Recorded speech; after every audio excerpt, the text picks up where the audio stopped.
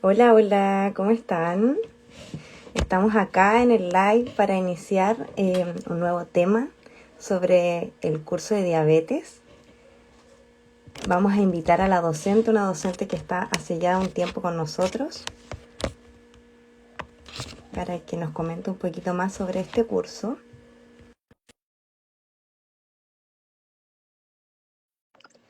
¿Cómo están todos? Igual pueden ir dejando sus preguntas, sus dudas sobre este curso que se viene muy bueno, muy interesante. Hola, ¿cómo Hola, estás? hola, bien, bien, Qué bueno, todo bien, bienvenida, Lisette. gracias. Bueno, les estaba comentando que tenemos un nuevo curso, se llama Diabetes en el ciclo vital. Y tenemos a Lisette para que nos cuente un poquito más sobre el tema. Bueno, me presento, mi nombre es Javiera Geraldo, soy asistente académica de la academia y hoy día vamos a hablar sobre varios temas sobre la diabetes tipo 1. Te doy el espacio, Lisette, para que te presentes. Ok, bueno, mi nombre es Lizeth Duarte, yo soy nutricionista de profesión. Eh, Luego de unos años hice el magíster y me especialicé en clínicas, particularmente en clínica pediátrica. Y después estudié un doctorado en nutrición y alimentos y actualmente hago clases y atiendo pacientes. Ese es como el rubro laboral, ¿ya? Y principalmente los pacientes a los que veo son personas que tienen diabetes, en particular diabetes tipo 1 y que utilizan, por ejemplo, bomba de insulina, ¿ya? Así que por eso es interesante el tema de hoy. Súper, súper. Entonces empecemos con el primer tema que vamos a ir a lo macro, que es la diabetes tipo 1. Y quizás también cuál es la diferencia sobre la diabetes tipo 2. Súper. Bueno, la diabetes, como diabetes a solas, se diagnostica cuando hay una hiperglicemia, ¿ya? Que esa hiperglicemia se da en situación de ayuno, pero también se da después de que uno come, ¿ya? El diagnóstico se puede hacer de diferentes maneras. Principalmente se utilizan exámenes de laboratorio para hacer como el diagnóstico, y para poder diferenciar entre diabetes tipo 1 y diabetes tipo 2, habitualmente lo que se hace es pedir anticuerpos, ¿ya? ¿Por qué? Porque en el caso de la diabetes tipo 1, la mayoría de las personas que tienen esta patología, sobre todo al inicio de la enfermedad, tienen anticuerpos anti célula beta, ¿ya? Son distintos anticuerpos, los más estudiados son anti-ZDT8, anti-GAT, anti-A2, ¿ya? Y otros más. Pero uno de los marcadores que más de alguna manera logra diferenciar entre diabetes tipo 1 y tipo 2 es justamente la presencia de estos anticuerpos. Ahora, esto no quiere decir que las personas con diabetes tipo 2 nunca tengan anticuerpos, porque se ha visto que en algunos casos las personas con diabetes tipo 2 sí tienen, ¿ya? Pero la gran diferencia con la diabetes tipo 1 es que la progresión de la patología es mucho más rápida que la tipo 2. O sea, desde el momento del diagnóstico hasta unos meses después el paciente ya es insulinopénico. Eso significa que ya no tiene insulina, que no produce insulina y que por ende tiene que administrarse insulina de forma externa a través de distintas formas. Por ejemplo, puede ser inyecciones, lápset de insulina, bomba de insulina, etcétera, ¿ya? Entonces, la principal diferencia es cómo se da la diabetes. En el caso de la tipo 1 hay autoinmunidad y en el caso de la tipo 2 no, pero el diagnóstico para decir hay hiperglicemia es igual en los dos casos. Sí. Entiendo. Entonces ahí hablamos un poco de cómo se diagnostica y quizás también es importante recalcar quién es el encargado de diagnosticarlo y cómo se diagnostica en la diabetes. Sí, Porque muchos piensan que uno como nutricionista también puede diagnosticar esta claro, enfermedad. no, habitualmente el encargado de hacer el diagnóstico y de notificar, por ejemplo, en Chile, yo sé que hay otras personas que no son necesariamente de Chile, pero se usa un sistema de notificación de enfermedades en donde cada vez que el paciente se diagnostica por primera vez, la responsabilidad legal recae sobre el médico, ¿ya? Entonces se hace una notificación que aquí en Chile se llama GES, porque eso también trae ciertas garantías en salud de ciertos insumos que te van a dar dependiendo de la patología que te diagnosticaron. Entonces en Chile legalmente el responsable es el médico, ¿ya? Y obviamente que las formas en que las personas se dan cuenta son súper diversas porque habitualmente, como yo te decía, una patología que que progresa muy rápido, tiene muchos síntomas, ¿ya? Y los síntomas más habituales son los mismos que la diabetes tipo 2, pero más exacerbados en cuanto a la velocidad con que ocurren y cómo se dan muy rápido, ¿ya? En el caso de la diabetes tipo 2 puede haber una persona que tenga la enfermedad silente por varios meses, incluso un año, y nunca se dé cuenta hasta que ya está muy descompensado. En el caso de la diabetes tipo 1 eso no pasa, es muy rápida la evolución. Entonces, habitualmente estas personas empiezan a sentir síntomas como por ejemplo mucha sed, empiezan a orinar mucho, empiezan a tener mucho apetito de forma como inexplicable, bajan mucho de peso, y también en algunos casos los debuts son muy severos porque llegan a la cetoacidosis, ¿ya? Y es mucho más común tener personas que se diagnostican con diabetes tipo 1 que pasan por cetoacidosis que personas que tienen diabetes tipo 2, porque como hay una pequeña producción de insulina en el caso de la diabetes tipo 2, la cetoacidosis como que se evita más, ¿ya? Y en el caso de la diabetes tipo 1, como progresa muy rápido y hay insulinopenia muy rápido, la cetoacidosis es más frecuente al momento del debut, sí. Ah, ya. Entonces hay que poner atención a estos síntomas Claro. y además el tema de los Sí, exámenes. sí, o sea, si uno siente estos síntomas o tiene algún familiar que tiene estos síntomas, que son los síntomas clásicos de cualquier diabetes, ¿ya? Porque también yo te decía que puede dar en el caso de la diabetes tipo 2 estos mismos síntomas, lo ideal es consultar obviamente con un médico y lo más probable es que el médico, si está en su consulta, así como en un lugar eh, formal, va a tener probablemente un hemoglucotés, que es una forma de medir la glicemia en el dedito capilar, y va a poder de alguna manera sospechar que a lo mejor es esta patología y probablemente si los mide al azar va a tener una glicemia sobre lo normal, ¿ya? Y ahí lo más habitual es que te mande a hacer exámenes. Y los exámenes van a consistir en glicemia en ayuna o glicemia postprandial, que son después descargas de glucosa, o hemoglobina glicosilada, que con cualquiera de esos tres se puede hacer el diagnóstico. Entonces, ahí ya se va a confirmar el diagnóstico cuando tengamos estos exámenes, porque un hemoglucotés alto aleatorio no es nada, no es un diagnóstico. Entonces tiene que ser como con esto de respaldo. Y de hecho, la Asociación Americana de Diabetes establece todos los años y publica todos los años actualizaciones que indican cómo se tiene que hacer el diagnóstico. Desde hace años que el diagnóstico se mantiene más o menos igual, o sea, con los mismos parámetros. ¿Ya? Ah, ya, súper. Sí, Por ejemplo, si una paciente nos llega con este hemoglucotés alterado, nosotros podemos derivar a un médico para que se realicen los otros exámenes exactamente. o podemos inmediatamente enviar una orden De de... exámenes. Sabes que depende mucho del país, de la institución, de cómo funciona. Lo habitual sería derivarlo, obviamente, porque la persona que va a tener que hacer el diagnóstico va a ser el médico. Pero si tú puedes pedir el examen y que el paciente llegue con el examen hecho, también va a ser un poco como acelerar el proceso en el Ya, fondo, ¿ya? Pero lo habitual es que se derive y que el médico, como tiene la responsabilidad legal, se encargue de esa parte. Y ya luego cuando sea el diagnóstico, te lo derive de vuelta para el tratamiento, que es un poco como el trabajo en equipo al final. Sí, es multidisciplinario. exacto. Súper. Ya. Entonces, entrando ya al tratamiento, ¿cuál es el rol más que nada del nutricionista en este aspecto?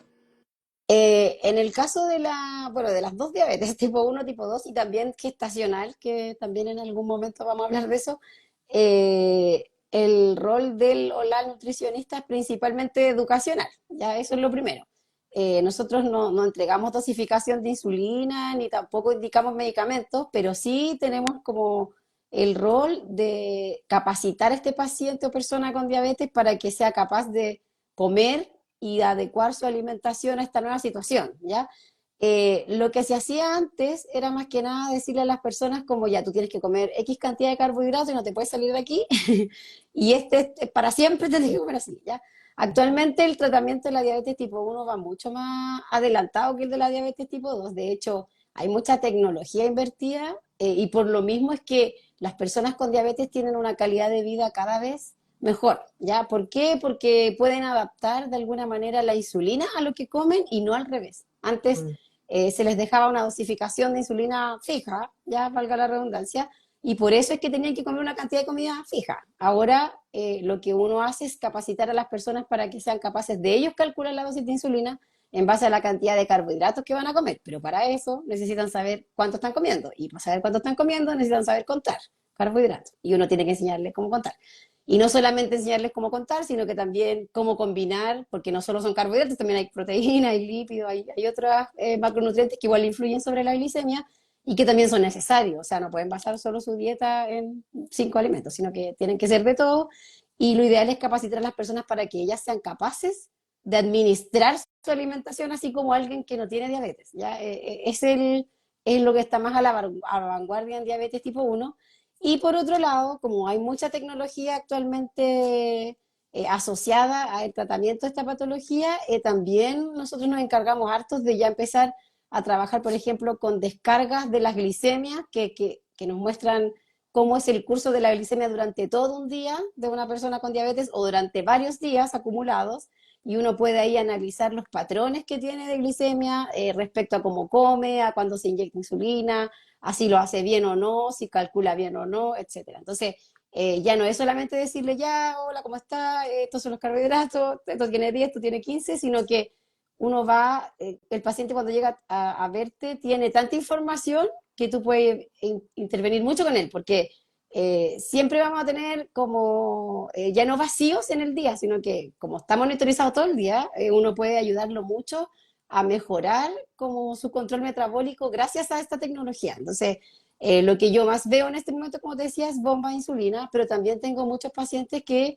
tienen lápices de insulina, pero que usan sensores. Y esos sensores igual les miden la glicemia todo el día y uno puede de alguna Mm. manera ayudarlos a mejorar su control glicémico, analizando lo que comen, viendo cómo calculan, viendo si se ponen bien insulina, viendo si están bien calculados, por ejemplo, los índices para poder calcular cuánta insulina va por carbohidrato, cuánta insulina va por corrección, etcétera. Entonces, la intervención se hace muy rica en el fondo y es bacán verlos así porque hay tanta información que uno puede intervenir, porque si no te dicen nada, en verdad como que es difícil ayudar.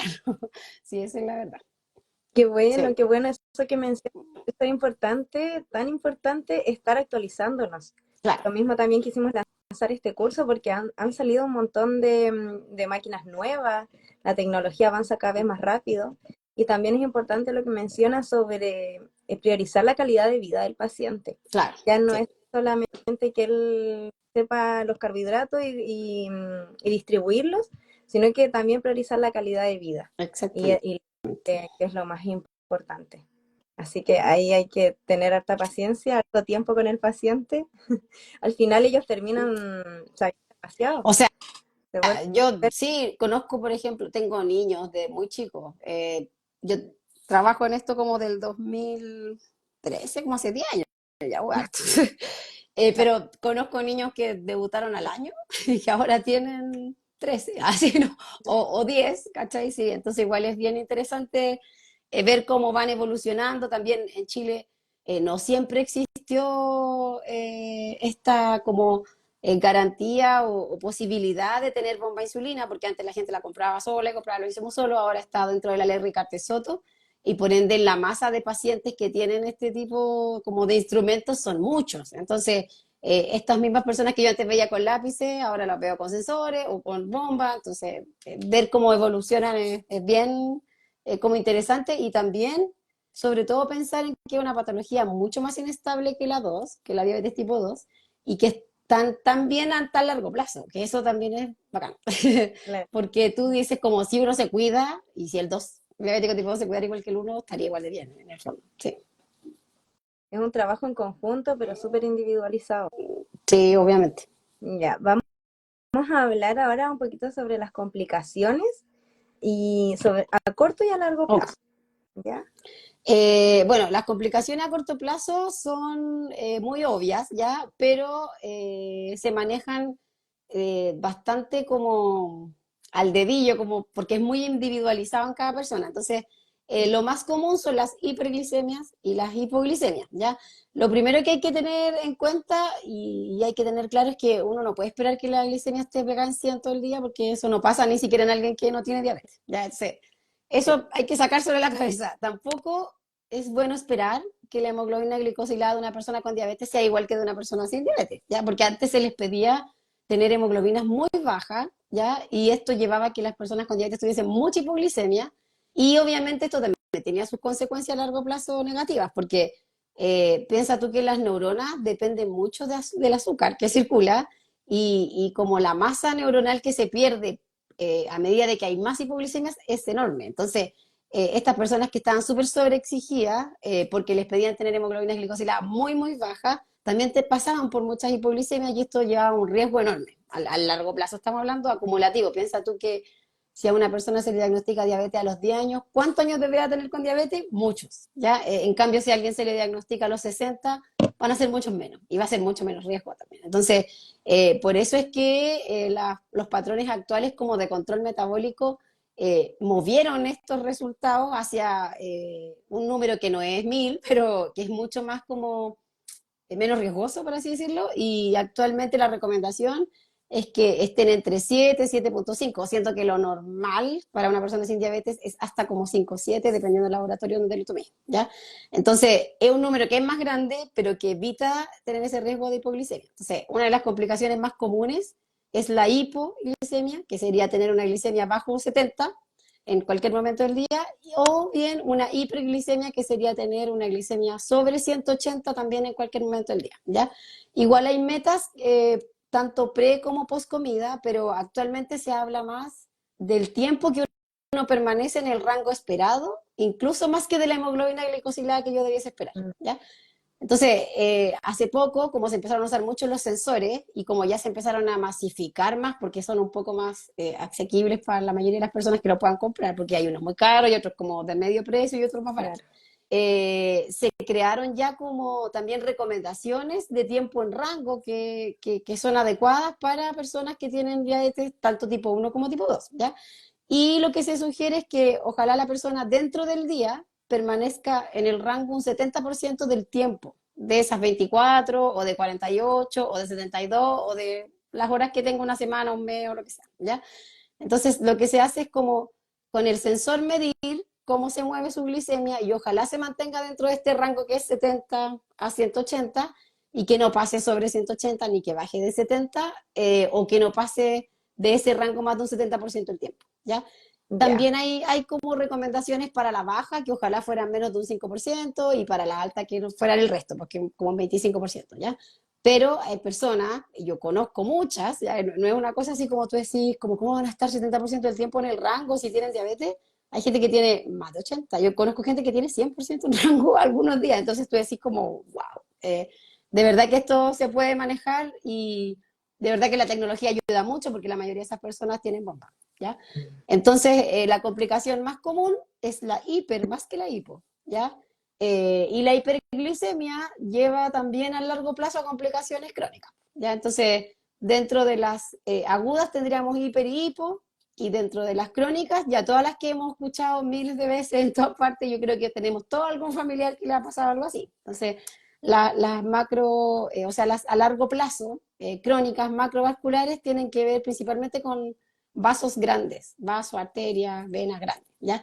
Y a lo que llevan es accidentes cerebrovasculares, infarto, enfermedades como periféricas, de arterias periféricas, de venas periféricas, por ejemplo, lo que lleva después el pie diabético, ¿ya? Ya. Y en el caso de las microvasculares también son típicas, son la retinopatía, todos los vasitos chiquititos también van teniendo como daño a medida de que hay más hiperglicemia, ¿ya?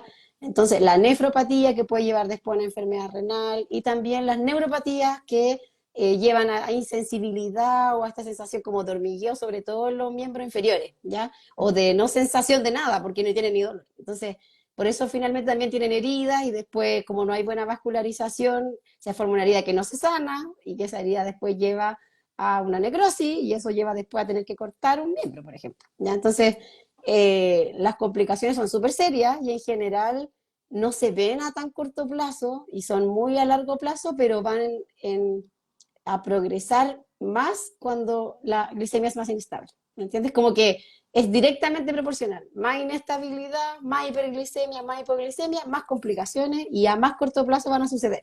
Entonces, por eso es que yo te decía que es súper como motivante para uno ver pacientes que tienen muchos años de diabetes. Yo conozco a personas así icónicas del jet set de la diabetes que llevan más de 40 años de diabetes y están súper bien. Entonces, ahí uno va como que se da cuenta de que la educación al final es tan importante como el que te receten un fármaco, porque si esa persona no estuviera tan educada, no podría tomar buenas decisiones probablemente. Exacto, exacto, va todo de la mano al Claro, final, porque también hay gente que piensa que solamente llevando un estilo de vida, pero también igual todo va de la mano con los fármacos, medicamentos, saber administrarlos y también obviamente la alimentación. Exacto. Acá hay una pregunta que dice, ¿el hemoglucotest sirve como para llevar un control de los niveles de glucosa? Sí, de hecho, fue la herramienta que se usó por mucho tiempo, previo también a los sensores, ¿ya? O los monitores continuos de glucosa, como es su nombre formal. Uno le dice sensor como coloquialmente. De hecho, la glucometría capilar todavía no se puede reemplazar, al menos en Chile, por ningún sensor, ¿ya? El Ya, sensor a lo que ayuda es, de alguna manera, ver cómo estos patrones que yo te decía, de qué es lo que ocurre en la noche, qué es lo que ocurre en la mañana, pero yo no puedo tomar ninguna decisión respecto a cuánta cantidad de insulina me voy a inyectar sin medir la glicemia capilar. Entonces, ya, yo puedo tener sensor y puedo quizás no medirme las glicemias postprandiales, que van a hacerlas después de comer, pero siempre que me vaya a poner insulina, me tengo que pinchar el dedo. Como que necesito saber ese valor porque de alguna manera todas las fórmulas para el cálculo están hechas en base a la glicemia capilar y no a la glicemia del sensor, que es intersticial. Eso es diferente. La glicemia capilar es del último capilar de tu dedito, de la sangre que está ya, ahí.